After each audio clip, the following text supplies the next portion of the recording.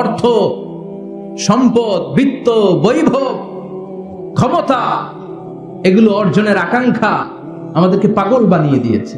কিসের নেশায় যে আমরা ছুটছি, শুধু ছুটছি প্রতিযোগিতার প্রতিযোগিতা, কোন দিকে যে যাচ্ছি আমরা নিজেরাও জানি না। জোরে বলেন ঠিক কিনা? চাহিদার আমাদের শেষ নাই। যার যত বেশি তার চাহিদা তত বেশি। গাড়ি আছে বাড়ি চাই, বাড়ি আছে নারী চাই, এটা আছে ওটা চাই, ওটা আছে সেটা চাই, এরকম চাহিদা আছে না নাই? যারে আল্লাহ দিয়েছে বেশি তার চাহিদাও তত বেশি, ঠিক কিনা? এজন্য আল্লাহ বললেন আলহাকুমুত তাকাসুর, তোমাদের চাহিদার কোনো কমতি নাই। এই মানসিকতারে বলে ফকিরি মানসিকতা। আল্লাহ বললেন গোলাম তোরা সবাই ফকিরের বাচ্চা। আমরা কি? তোমরা সবাই আল্লাহর দিকে ফকির। কারণ আমরা রাতে দিনে সব সময় বিপদে পড়লে চাই একজনের কাছে, তিনি কে? এজন্য আল্লাহ বললেন আলহাকুমুত তাকাসুর হাত্তা যুরতুমুল মাকাবির, তোমরা সম্পদের লোভে, দুনিয়ার লোভে পাগলের মতো হয়ে গিয়েছো। ফকিরদের যেই স্বভাব সেরকম স্বভাব তোমাদের মধ্যে ঢুকেছে, ঠিক কিনা? আরো চাই, আরো লাগবে, আরো দাও, সব খামু, সব আমার। দুনিয়ার সম্পদ, লোভ, লালসা, এই সম্পদের প্রতি আকাঙ্ক্ষা তোমাদেরকে গাফেল বানিয়ে দিয়েছে। এই গাফলতি তোমাদের কমবে না, থামবে না। হাত্তা যুরতুমুল মাকাবির, যতদিন না কবরে যাও। কবরে না যাওয়া পর্যন্ত এই খাই খাই নাই নাই এই মানসিকতা তোমাদের থেকে কঠিন কালেও যাবে না। চিৎকার করে বলেন কথাটা কার? ওয়াল্লাযীনা ইয়াকনিজুনা الذهب والفضة ولا ينفقونها في سبيل الله فبشرهم بعذاب أليم, যারা সম্পদের মালিক হয় কিন্তু আমার রাস্তায় যাকাত দেয় না, ও নবী তাদেরকে আপনি কঠিন আযাবের সুসংবাদ দেন। পড়েন নাউযুবিল্লাহ। ও মিয়া, আযাবের কি সুসংবাদ হয় না দুঃসংবাদ? কিন্তু আল্লাহ সুসংবাদ বললেন কেন? কারণ আযাবটা বড় করা হবে। যাকাত যারা দেয় না, ব্যাংক ব্যালেন্স করে, এফডিআর করে, সঞ্চয়পত্র কিনে রাখে, ফ্ল্যাটের পর ফ্ল্যাট কিনে রাখে, জমির পর জমি কিনে রাখে, যাকাত দেয় না, ওদের শাস্তি হবে ভয়ঙ্কর। শাস্তির তীব্রতা বোঝানোর জন্য আল্লাহ বললেন সুসংবাদ। করা মাইর হবে করা। আল্লাহ বললেন কারুনের দিকে তাকা, যারা সম্পদের যাকাত দিস না, কারুনের দিকে তাকা। সাইয়েদনা মুসা আলাইহিস সালামের চাচাতো ভাই মুসা আলাইহিস সালাম বললেন কারুন যাকাত দাও। কয় কেন দিমু? কারণ আল্লাহ তোমারে সম্পদ দিয়েছে। কারণ বলে কোন আল্লাহ টাল্লাহ আমারে সম্পদ দেয় নাই। ইন্নামা উতিতুহু আলা ইলমিন ইনদি, আমার বুদ্ধি খাটিয়ে সম্পদের মালিক আমি হয়েছি। নাউযুবিল্লাহ। আমার ব্রেন খাটাইছি মিয়া, বুদ্ধি খাটাইছি, মাথার গাম পায়ে ফেলে আমি সম্পদ কামাইছি, কোন যাকাত টাকা দেব না। সাইয়েদনা মুসা আলাইহিস সালাম বললেন দাওয়াত দেওয়ার দায়িত্ব আমার, দাওয়াত দিলাম, যাকাত দাও, না হলে কঠিন আযাব তোমার উপর চেপে বসবে। কারণ বলে পারলে তুমি শাস্তি নিয়ে আসো। সাইয়েদনা মুসা আলাইহিস সালাম আল্লাহরে বললেন আল্লাহ অনেক আমি দাওয়াত দিলাম, গরিব দুঃখীদের মাঝে যাকাত দেন, আপনি শাস্তি পাঠান। রব্বুল আলামিন বললেন কিছুক্ষণের মধ্যে পুরো জমিনটা কারণ তার সম্পদ সহ সব কিছুকে মাটিতে দাবিয়ে দিবে। ফাখাসাফনা বিহি ওয়া বিদারিহিল আরদ, হঠাৎ করে পুরো জমিন কারণের সম্পদ সহ মাটিতে টান দিতে লাগলো। কারণের সব সম্পদ সহ বাড়িঘর সহ জমিন যেখানে দাবিয়ে তাকে জমিনের ভেতরে বুক গর্ভস্থ মাটির ভেতরে ঢুকিয়ে ফেলেছে, ওই জায়গাটা আজও ঠিক ওই রকম আছে। ওখানে একটা লেক হয়ে গিয়েছে, হ্রদ। মিশরীরা এখন মাছ ধরে। জমিন তাকে ভিতরে টানতে লাগলো, হাঁটু পর্যন্ত টেনে ফেলার পরে সে বলে আমি উঠে যাব। কোমর পর্যন্ত মাটির ভেতরে গেড়ে গেল, সে বলল আমি বেঁচে যাব। এবার গলা পর্যন্ত যখন দেহটা মাটিতে দেবে যায়, এবার হাত তুলে বলে মুসা সব সম্পদ তোমার, আমারে বাঁচাও। দুনিয়ার প্রাচুর্যতা তোমাদেরকে মোহাচ্ছন্ন করেছে। আমরা মোহের মধ্যে পড়ে আছি, ঠিক কিনা? আমাদের চলাফেরা, কথাবার্তা, লাইফস্টাইল দেখলে মনেই হয় না যে আমরা মরব। মনে হয় যে 1000 বছর রাজত্ব করতে আমরা এসেছি, কেউ আমাদেরকে থামাতে পারবে না, কোনদিন আমাদের মরণ হবে না। চিল্লায় বলেন ঠিক কিনা? এই দুনিয়াটা আসল জীবন না, আসল জীবন কবরের জীবন। ওয়ালা ইয়ামলা আফাহু ইল্লা তুরাব, কবরের মাটি ওর মুখে ঢোকার আগ পর্যন্ত ওর এই খাই খাই স্বভাবের বন্ধ হবে না। চিৎকার করে বলেন ঠিক কিনা? এজন্য আল্লাহ বললেন কবরে না ঢুকলে তোমাদের এই আকাঙ্ক্ষা থামবে না, লোভ লালসা বন্ধ হবে না। হাত্তা যুরতুমুল মাকাবির, কবরে তোমাদেরকে যেতেই হবে, মরতে তোমাদেরকে হবে। এই পৃথিবীতে কেউ থাকার জন্য আসে নাই। জোরে বলেন ঠিক কিনা? মরতেই হবে। যেতেই হবে, চলে যেতেই হবে। এজন্য বিশ্বনবী বলতেন আকসিরু যিকরা হাযিমিল লাযাত, জীবনের সব স্বাদ আল্লাহকে নিঃস্বাদ করে দেয়, পানসা করে দেয়। ওই মৃত্যুর কথা বেশি বেশি স্মরণ করবা, সুনিশ্চিত যেতেই হবে। কোনো সন্দেহ আছে? কেউ বেঁচে থাকতে পারবে না, সবাই চলে যাবে, সব মরে যাবে, শুধু একটা সত্তা বেঁচে থাকবে। চিল্লায় বলেন তিনি কে? কুল্লু মান আলাইহা ফানি ওয়া ইয়াবকা ওয়াজহু রাব্বিকা যুল জালালি ওয়াল ইকরাম ফাবিআইয়ি আলাই রাব্বিকুমা তুকাযযিবান। পৃথিবীর বুকে যা দেখা যায় সব মরে শেষ হয়ে যাবে, মরবে না শুধু একটা সত্তা, তিনি কে? সব মরে যাবে, সবাই মরে যাব। মালাকুল মাউত সবার রূহ কবজ করে ফেলবে। আল্লাহ বলবে আখবিরনি মাইয়াব্বা, হে মৃত্যুর ফেরেশতা কি করছো? কই সব মারছি। সবাইরে মারছো? সব শেষ। কে বাকি? জিনেরা বাকি, জিনদেরও মারো। সবগুলো জিন শেষ করা হবে, বাকি থাকবে ইবলিস। আল্লাহ বলবেন সবাইকে যেই কষ্ট দিয়ে ইন্তেকাল করিয়েছ, সবগুলো কষ্ট একত্রিত করে ইবলিসটারে তুমি মারো। সবচেয়ে কষ্ট দিয়ে নির্মম ভাবে ইবলিসকেও শেষ করা হবে। আল্লাহ বলবেন আখবিরনি মাইয়াবকা, ও মালাকুল মাউত এবার বলো আর কে বেঁচে আছে? মালাকুল মাউত বলবে আল্লাহ কেউ নাই, কেউ নাই, সব শেষ। মানুষ শেষ, প্রাণীগুলো শেষ, পাখিগুলো শেষ, সাগরের মাছগুলো শেষ, আপনার কথা মতো জিনগুলাও। এবার আছে শুধু ফেরেশতারা। কারা? কথা বলেন। আল্লাহ বলবেন ফেরেশতাদেরও মারো। শুরু হবে ফেরেশতা নিধন। একের পর এক সব ফেরেশতার রূহ কবজ করা হবে। এবার আল্লাহ বলবে আখবিরনি ইয়া মালাকাল মাউতি মাইয়াবকা, ও মালাকুল মাউত আর কে কে বেঁচে আছে আমার একটু বলো। মালাকুল মাউত বলবো সব শেষ, সব ফেরেশতাগুলোরও মেরে ফেলেছি, শুধু 4 জন আছে, জিব্রাইল, ইসরাফিল, মিকাইল, আর আমি আপনার হুকুমের গোলাম আজরাইল। আল্লাহ বলবে ইসরাফিলের রূহ কবজ করো। ইসরাফিলের রূহ কবজ হয়ে যাবে। মিকাইলের রূহ কবজ করো। মিকাইলের রূহ কবজ হয়ে যাবে। ইসরাফিলের রূহ কবজ করো, কবজ হয়ে যাবে। আল্লাহ বলবে আখবিরনি মাইয়াবকা, মালাকুল মাউত এবার বলো কে বেঁচে আছে? মালাকুল মাউত বলবে কেউ নাই। আল্লাহ বলবে আসলেই কেউ নাই? মালাকুল মাউত বলবে আছে। কে আছে? শুধু আমি আছি। ডানে বায়ে সামনে পেছনে আল্লাহ কেউ নাই, সব শেষ, শুধু আমি আছি। আল্লাহ বলবেন এবার তুই মর। মালাকুল মাউত হিসাব আর মিলাতে পারবে না, হিসাবটা তখন উল্টে যাবে। মালাকুল মাউত বলবে এটা আবার কেমন কথা? আমি মরুম কেন? আমি না মারছি? আমি মেরে সাবার করেছি সব, আমি কেন মরবো? আল্লাহ বলবেন মালাকুল মাউত এটাই তো বিধান, কুল্লু নাফসিন যায়িকাতুল মাউত, দুনিয়ার প্রত্যেককেই মৃত্যুর স্বাদ নিতে হবে রে মালাকুল মাউত। যদিও তুমি মেরেছ, সবাইকে তুমি মেরেছ, এখন তোমার মরণের পালা, এবার তুমি মরো, কারণ তোমাকেও মরতে হবে, তোমাকেও মরতে হবে। এই কথা শুনে মালাকুল মাউতের গায়ে জ্বর এসে যাবে, খিচুনি এসে যাবে, কাঁপুনি ছুটে যাবে, কাঁপতে থাকবে মালাকুল মাউত। কি ভয়ঙ্কর দৃশ্যের না জানি অবতারণা হবে সে সময়। কাঁপতে থাকবে মালাকুল মাউত। আল্লাহ বলবেন কেঁপে লাভ নাই, ভয় পেয়ে লাভ নাই। জান্নাত জাহান্নামের মাঝ বরাবর একটা জায়গা আছে, ওই জায়গায় যেয়ে দাঁড়াও। মালাকুল মাউত ওই জায়গার মাঝখানে যেয়ে দাঁড়াবে আর কাঁপবে। আল্লাহ চিৎকার দিয়ে বলবেন মুত ইয়া মালাকাল মাউত, মুত, মরে যা, মরে যা। বলার সাথে সাথে মালাকুল মাউত জান্নাত এবং জাহান্নামের মাঝখানে বিকট একটা চিৎকার দিয়ে মরে লাশ হয়ে যাবে।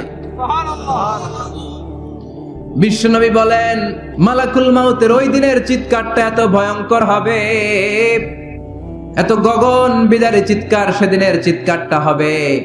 দুনিয়ার মানুষগুলো যদি তখনও দুনিয়ায় বেঁচে থাকতো, কিয়ামত হওয়ার জন্য আলাদা করে ইসরাফিলের সিংহায় ফুৎকার দেওয়ার আর দরকার হতো না। মালাকুল মাউতের এই চিৎকার শুনে কানের পর্দা ফেটে দুনিয়ার সব মানুষগুলো তখনই মরে যেত। তো ভয়ঙ্কর চিৎকার হবে। মালাকুল মাউত শেষ, এবার সামনে পেছনে ডানে বায়ে উপরে নিচে কেউ নাই, একজন ছাড়া, তিনি কে? আল্লাহ সেদিন হুঙ্কার দিবেন।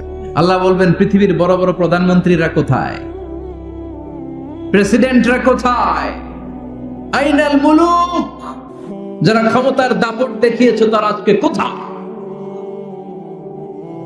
আইনাল বিহার, সাগরগুলো কোথায়? আইনাল আনহার, নদীগুলো কোথায়? নীল নদ, মিসিসিপি, মিসৌরি নদ, গঙ্গা নদ, এই নদীগুলো কোথায়? নদগুলো কোথায়? আইনাল আশজার, বড় বড় বট গাছগুলো কোথায়? আইনাল জাবাবেরা, আইনাল মুলুক, অত্যাচারের স্টিম রোলার যারা আমার মুমিন বান্দাদের উপর চালিয়েছে, ওই বেয়াদব গাদ্দার মুনাফিক গুলো কোথায়? ডানে বায়ে কেউ নাই, আল্লাহ একাই হুঙ্কার দিবেন। হুঙ্কার ছেড়ে তিনি বলবেন, লিমানিল মুলকুল ইয়াউম, লিমানিল মুলকুল ইয়াউম, who belongs the kingdom today? আজকে ক্ষমতা কার? চিৎকার করে বলেন, আজকে ক্ষমতা কার? আল্লাহ নিজেই উত্তর দিবেন, লিমানিল মুলকুল ইয়াউমা লিল্লাহিল ওয়াহিদিল কাহ্হার। আজকে ক্ষমতার মালিক মহাবিশ্বের কেউ নয়, ক্ষমতার মালিক হলেন একজন, তিনি কে? কেউ থাকবে না, সব চলে যাবে, একজন ছাড়া, তিনি কে? এজন্য আল্লাহ বললেন, আলহাকুমুত তাকাসুরু হাত্তা যুরতুমুল মাকাবির। দুনিয়ার লোভ লালসা তোমাদেরকে মোহাচ্ছন্ন করে রেখেছে, এই মোহ কোনোদিন তোমাদের কাটবে না। হাত্তা যুরতুমুল মাকাবির, যতদিন না কবরে ঢুকবা। চিল্লায় বলেন ঠিক কিনা?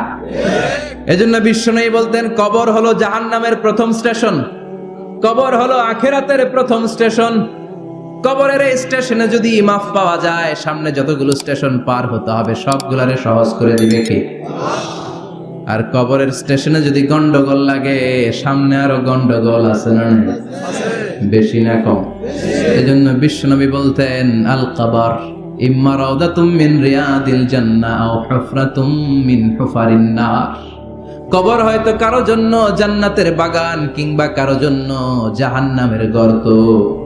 আমরা আল্লাহর কাছে দোয়া করি, আল্লাহ আমাদের সকলের কবর গুলোর জান্নাতের বাগান বানিয়ে দাও। এজন্য বিশ্বনবী সব সময় দোয়া করতেন, আল্লাহুম্মা ইন্না নাউযু বিকা মিন আযাবিল কবর।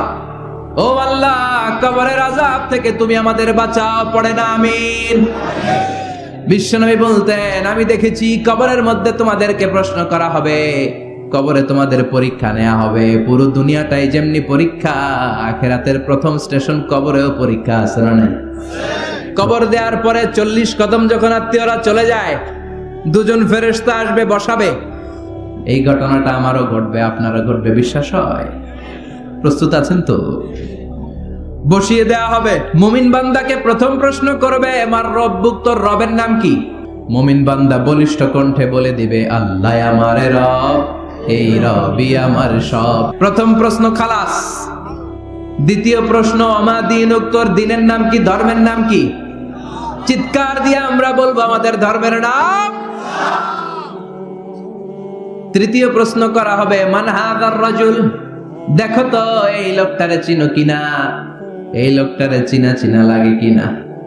আমরা বলবো, চিনি, মানি, এই লোকের জন্য আমরা দুনিয়াতে সব করতে রাজি ছিলাম। 4 নাম্বার প্রশ্নটাও জেনে রাখেন, কবরে কাজে লাগবে। তখন জিজ্ঞেস করা হবে, ওয়ামা ইলমুক, ওয়ামা ইলমুক, what is the source of your knowledge, what is the source of your answer. এই যে 3টা প্রশ্নের উত্তর দিতে পারলা বাঘের বাচ্চার মতো, তথ্যসূত্র কি? What is the reference? করতে শিখছ, কোত্থেকে শিখেছেন বলে আসতে হবে। আমরা বলবো, আমরা কোরআন থেকে শিখেছি, হাদিস থেকে শিখেছি, মাহফিলগুলোতে জেনেছি, বয়ানগুলো থেকে শিখেছি। পড়েন সুবহানাল্লাহ। 4টা প্রশ্নের উত্তর যখন আপনি দিয়ে দিবেন, ফেরেশতারা বলবে, আহলান ওয়া সাহলান, কংগ্রাচুলেশন। কি বলবে? আহলান ওয়া সাহলান, মানে কংগ্রাচুলেশন, খুশ আমদেদ, খুশ আমদেদ। ওয়া ইফসাহু লাহু কবরুহু 70 দিরান, কবরটারে 70 হাত লম্বা করে দেয়া হবে। ওয়া ইফতাহু লাহু বাবুন ইলাল জান্নাহ, জান্নাতের দিকে একটা দরজা সেট করে দেয়া হবে। ওই জায়গা দিয়ে দরজা দিয়ে জান্নাতের এয়ার কন্ডিশনের ঘরগুলো থেকে ঠান্ডা হিমেল বাতাস আর সুগন্ধ এসে কবরটারে আমোদ করে দিবে। ওয়ায়ুলবাসু মিন লিবাসিল জান্নাহ, জান্নাতের চমৎকার একটা পোশাক পরিয়ে দেয়া হবে। আর বলা হবে নাম কানাউমিল আরুস, বাসর রাতে বর যেমনি কনেকে নিয়ে আনন্দের ঘুম দেয়, তুমিও একটা ঘুম দাও। মধুর একটা ঘুম আপনার সেদিন হবে। ইসরাফিলের সিংগার আওয়াজ ওই হুইসেল বাজার আগ পর্যন্ত ওই ঘুম কেউ আপনার ভাঙাতে পারবে না। আল্লাহ কবরের 4টা প্রশ্ন, এগুলোর সঠিক উত্তর দিয়ে জান্নাতের পোশাক পরে আমরাও যেন ঘুমিয়ে থাকতে পারি তৌফিকে দাও। আর জোরে পড়ে না আমি। এবার নাস্তিকদের পালা, বামপন্থীদের পালা, রামপন্থীদের পালা, ইসলাম বিরোধীদের পালা, কোরআন বিরোধীদের পালা, নবী বিরোধীদের পালা। ওদের সামনে দুজন ফেরেশতা আসবে, আসওয়াদান আজরাকান। আসওয়াদান আজরাকান, নীলাভ চোখ, কালো গাত্র বর্ণের। নীলাভ চোখ, চোখগুলো নীল, গায়ের কালার হবে কালো। তাহলে কি ভয়ঙ্কর চেহারা হবে ফেরেশতা দুজনের। এসে বলবে ওঠ, বস। মার রব্বুক, তোর রবের নাম কি? কয় জানি না। কি কয়? জানি না। লা আদরি, আমি জানি না। আমি অমুক নেতার পিছনে পিছনে ঘুরতাম, খালি এটা মনে আছে। আমি মাও সেতুংকে নেতা মানতাম, আমি কার্ল মার্কসকে নেতা মানতাম, আমি নেতা খেতাদের পিছনে ঘুরতাম। রব কি, ইসলাম কি, দিন কি, কিচ্ছু আমি জানি না। মাফ চাই, জানি না। দ্বিতীয় প্রশ্ন, আমা দিন, উত্তর ধর্মের নাম কি? কয় আমার কোনো ধর্ম নাই, আমার কোনো ধর্ম নাই, আমি হলাম নাস্তিক। আমি কি? আমি কিচ্ছু জানি না, ধর্ম টর্ম নাই আমার, আমি নাস্তিক। ফেরেশতারা বলবে ও তুমি নাস্তিক, দাঁড়াও আর একটা বাকি প্রশ্ন, এরপরে খেলা শুরু। ঠিক কিনা? 3 নাম্বার প্রশ্ন, ওমান হাযার রাজুল, এই লোকটাকে চিনো কিনা দেখো। নাস্তিক বলবে না চিনি না, তবে নাম শুনেছি, ওনার বিরুদ্ধে আমি ব্লগে লিখতাম। এরকম ব্লগার আছে না নাই? ওনার পারিবারিক জীবন নিয়ে আমি মানুষের মধ্যে সন্দেহ উস্কে দিতাম। ওনার পুত পবিত্র চরিত্রের ব্যাপারে আমি দুনিয়ার বুকে মন্দ কথা বলতাম। ওনারে আমি গালি দিতাম, আমি ছিলাম ওনার বিরুদ্ধ শক্তি, ওনার পক্ষের কোন শক্তি আমি ছিলাম না, আমি সব সময় ওনার বিপক্ষে ছিলাম।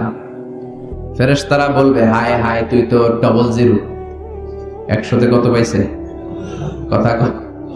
লা দারাইতা ওয়ালা তালাইতা, কিছুই পারলি না, তুই তো পোড়া কপাল। ফায়ুতরাকু মিন মাতারিক মিন হাদিদ, লোহার একটা হাতুড়ি থাকবে, এক হাতুড়ির বাড়িতে মাথাটা ছিন্ন বিচ্ছিন্ন হয়ে যাবে, দেহটা জমিনের মধ্যে ঢুকে যাবে। তার চিৎকারে ওই কবরস্থানটা থার থার করে কাঁপবে, কিন্তু কেউ শুনবে না। মানুষ আর জিন ছাড়া সবাই শুনবে। এজন্য মাঝে মাঝে কবরস্থানে দেখবেন গরু বেঁধে রাখলে রশি টুসি ছিঁড়া গরু দেয় দৌড়, আছে না নাই? এক একটা আঘাত এসে ছিন্ন বিচ্ছিন্ন হয়ে যাবে। ইউকালু লিল আরদি, জমিনকে বলা হবে ইলতাইমি, চাপ দাও, প্রেসার মারো। ফাতাখতালিফা আদলাউহু, দেহের এই পাজরগুলো, ডান দিকের পাজর বাম দিকে যাবে, বাম দিকের পাজর ডান দিকে আসবে, পুরো দেহটা পাউডার হয়ে যাবে। তার এক একটা চিৎকারে পুরো কবরস্থান থার থার করে কাঁপবে। হাত্তা সা, আর এই খেলা চলতে থাকবে ইসরাফিলের সিংহা পর্যন্ত। মুমিনের ঘুম চলতে থাকবে ইসরাফিলের, আর ওর সাথে ফেরেশতাদের খেলা আছে না নাই? এটার নাম ফাইনাল খেলা। এজন্য আল্লাহ বললেন কবরে তোমার যেতেই হবে। আলহাকুমুত তাকাসুরু হাত্তা যুরতুমুল মাকাবির, কবরে তোমাকে যাওয়াই লাগবে, কবরের শাস্তি তোমার পেতেই হবে, কবরের পরীক্ষার সম্মুখীন তোমাকে হতেই হবে। জোরে বলেন ঠিক কিনা? এজন্য মাঝে মাঝে কবরস্থানে যাওয়ার দরকার আছে না নাই? বিশ্বনবী বলেছেন নাহাইতুকুম আন জিয়ারাতিল কবর, আমি এক সময় কবর জিয়ারত করতে নিষেধ করতাম। আল আনা ফাজুরুহা, এখন বললাম কবর জিয়ারত করো, সমস্যা নাই, কিন্তু কবরে পড়ে থাকা ব্যক্তিটার কাছে কিছু চাওয়া যাবে নাকি? কবরে জিয়ারত করবেন, যে সালাম দিবেন, কি দিবেন? আসসালামু আলাইকুম আহলা দিয়ার মিনাল মুমিনিন ওয়াল মুসলিমিন ওয়া ইন্না ইনশাআল্লাহু বিকুম লাহিকুন আনতুম লানা সালাফ ওয়া নাহনু লাকুম তাবা ইয়ারহামুল্লাহ আল মুস্তাকদিমিনা মিন্না ওয়াল মুস্তাখিরিন নাসআলুল্লাহ লানা ওয়া লাকুমুল আফিয়া। বিশ্বনবী কবর দেখলে এই লম্বা দোয়াটা পড়তেন, চিল্লায় পড়েন সুবহানাল্লাহ। এর মানে হলো কবরবাসীরা সালাম, আল্লাহ আপনাদের উপর রহমত করুক, আপনারা নিচে আমি উপরে, তার মানে এই না আমি একদিন আসবো না। সবার গন্তব্য একটা, দ্য সেম ডেস্টিনেশন। আপনারা হয়তো কিছুদিন আগে গিয়েছেন, কিছুদিন পরেই আমরা আসতেছি। কথা বলেন, এটা মাথার মধ্যে ঢুকিয়ে দেয় কে? এজন্য কবর জিয়ারতের দরকার আছে না নাই? এজন্য আল্লাহ বললেন আল্লাহাকুমুত তাকাসুরু হাত্তা যুরতুমুল মাকাবির। দুনিয়ার ভোগের সামগ্রী তোমাদেরকে পাগল বানিয়ে দিয়েছে, কবরে না ঢোকা পর্যন্ত তোমাদের এই গাফলতি কোনোদিন শেষ হবে না। এরপর আল্লাহ বললেন কাল্লা, নেভার, কখনো না। তোমরা যে ভাবতেছো টাকা পয়সা ক্ষমতা তোমারে বাঁচিয়ে রাখবে, পারবে নাকি?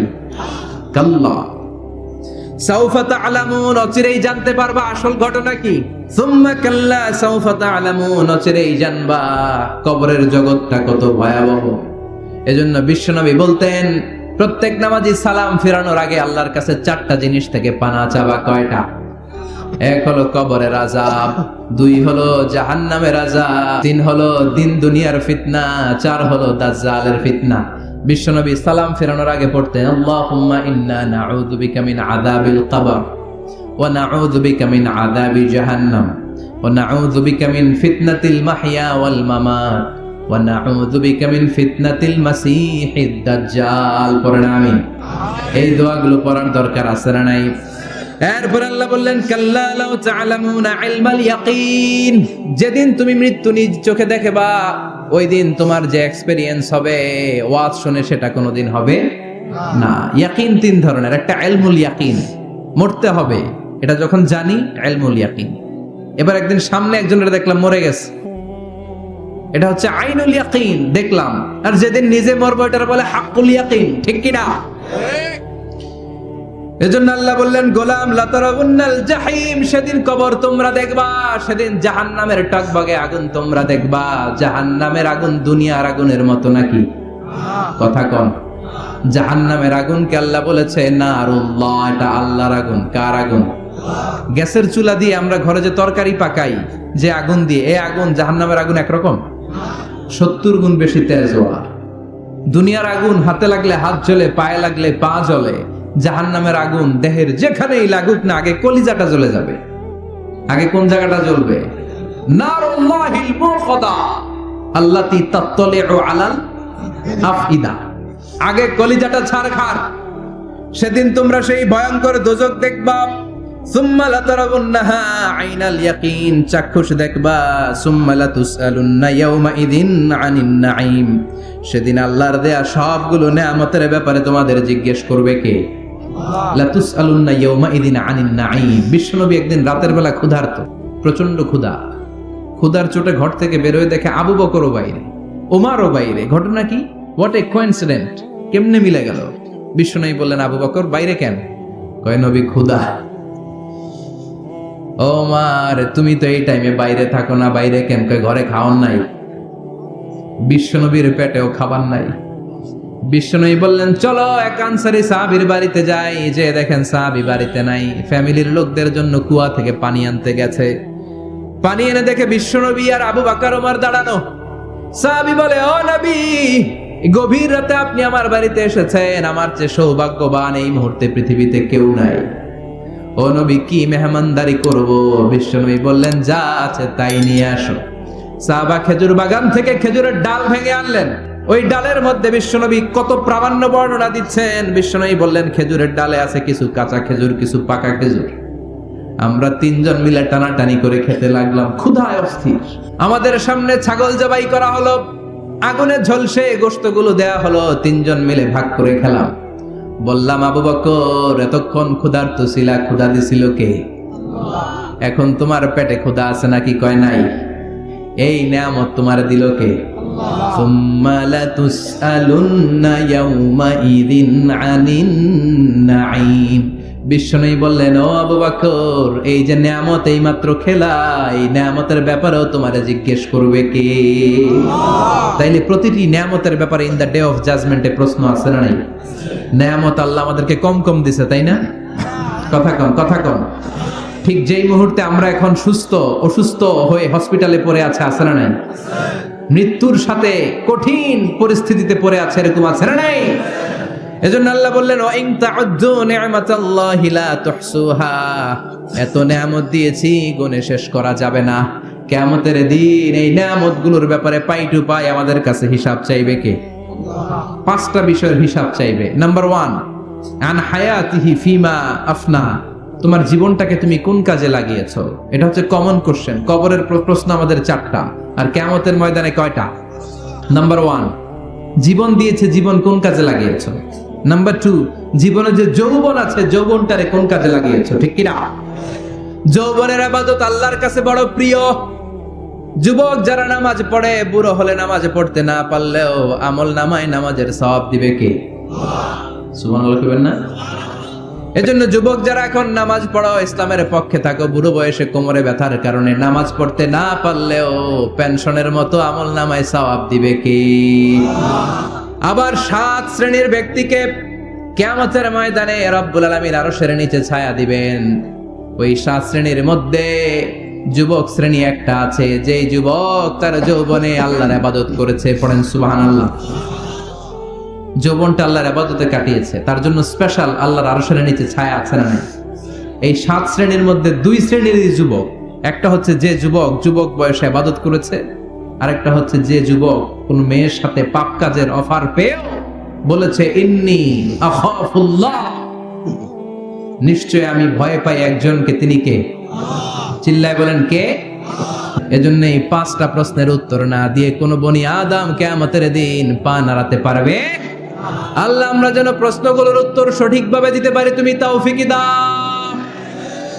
এজন্য দুনিয়ার মোহে পড়ে থাকা যাবে না, কবরের চিন্তা থাকার দরকার আছে না নাই? কবর নিয়ে ভাবতে হবে। কবর is a reminder for every মুসলিম।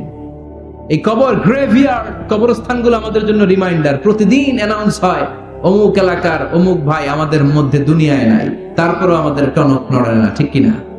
এজন্য আল্লাহ বলেছেন, আলহাকুমুত তাকাসুর, তোদের টনক নড়বে না হাত্তা যুরতুমুল মাকাবির, যতদিন না তোমরা কবরের ভেতরে না ঢুকবে। আমরা যেন কবরের প্রশ্নের জন্য প্রস্তুতি নিতে পারি, কবরের জন্য প্রিপেয়ার্ড থাকতে পারি। আল্লাহ তুমি তৌফিক দাও।